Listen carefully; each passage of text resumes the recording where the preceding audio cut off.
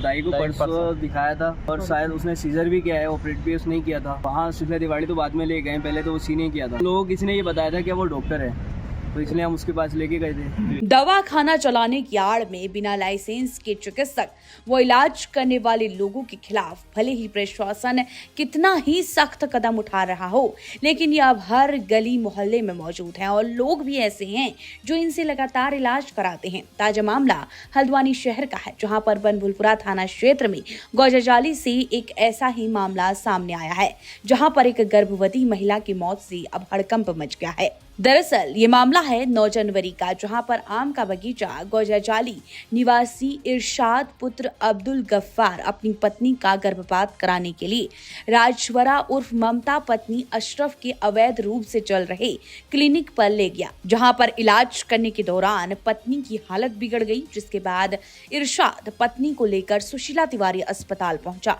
जहां पर महिला की मौत हो गई। क्योंकि ये मामला संदिग्ध था, सुशीला तिवारी में जब वो औरत आई तो उसकी आंतें और बच्चेदानी बाहर निकली हुई थी, जिसके बाद महिला की मौत हो गई। तब ये पूरा मामला देखकर सुशीला तिवारी अस्पताल प्रशासन ने तुरंत इसकी सूचना पुलिस और सिटी मजिस्ट्रेट को दे दी, जिसके बाद मौके पर पहुंची पुलिस और सिटी मजिस्ट्रेट ने कार्रवाई शुरू कर दी। और जब पुलिस ने शव कब्जे में लेकर पोस्टमार्टम करने की बात कही तो परिजनों ने साफ इनकार कर दिया, जिसके बाद ये शक यकीन में बदल गया कि कुछ न कुछ गड़बड़ है और पूरे मामले में परिजन किसी भी तरह का कोई मामला दर्ज भी नहीं करवा रहे थे और कुछ भी कहने से बच रहे थे। जिसके बाद सिटी मजिस्ट्रेट ऋचा सिंह ने अब बताया कि पोस्टमार्टम रिपोर्ट में एक बड़ा खुलासा हुआ है। गर्भपात किसी अनट्रेंड से करवाया गया है, जिस कारण से इस महिला की मौत हो गई। वहीं महिला की मौत के मामले में 2 लोगों के खिलाफ मुकदमा दर्ज कराया गया है और जिस जगह पर ये गर्भपात कराया गया उसकी पहली मंजिल को पहले से ही सील किया जा चुका है। अब दूसरी मंजिल को भी सील किया गया है और आरोपी जो डॉक्टर वहां पर झोला छाप थी ममता, वो फरार है। सिटी मजिस्ट्रेट का कहना है इस तरह इंसानी जिंदगी से खिलवाड़ करने वाले झोलाछाप डॉक्टरों के खिलाफ सख्त से सख्त कार्रवाई की जाएगी। वहीं एसएसपी का कहना है कि जिन स्थानों पर ये संदिग्ध गतिविधियां हो रही हैं उनके खिलाफ सख्त से सख्त कार्रवाई की जाए। पूर्व में भी यहां पर ही गैर कानूनी तरीके से इस तरह की शिकायत मिली थी। अब एक और मामला हल्द्वानी शहर से सामने आया है। अब आरोपी के खिलाफ कड़ा एक्शन लिया जाएगा।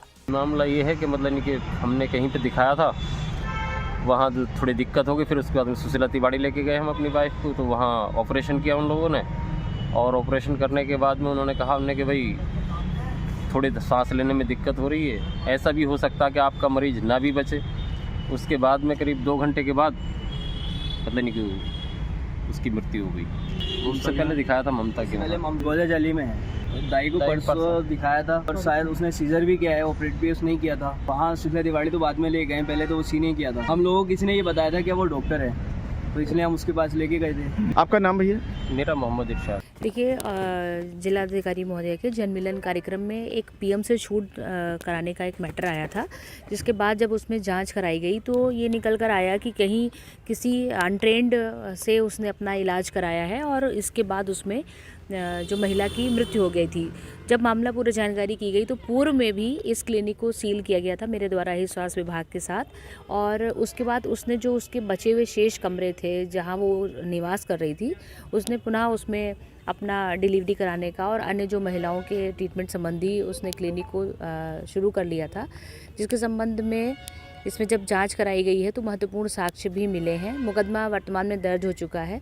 अभी तक महिला मौके से फरार है। पुलिस इसमें अपनी आगे की कार्रवाई कर रही है और इसमें सारी रिपोर्टें जो हैं वो भी उच्च अधिकारियों को भेजी जा रही हैं। जिस तरीके से इसमें भी 2 लोगों पे मुकदमा दर्ज हुआ है और इसके अलावा जो भी और इस तरीके से झोला छाप करके लोगों के साथ खिलवाड़ कर रहे हैं स्वास्थ्य विभाग के साथ, उसमें और भी कड़ी कार्रवाई की जाएगी।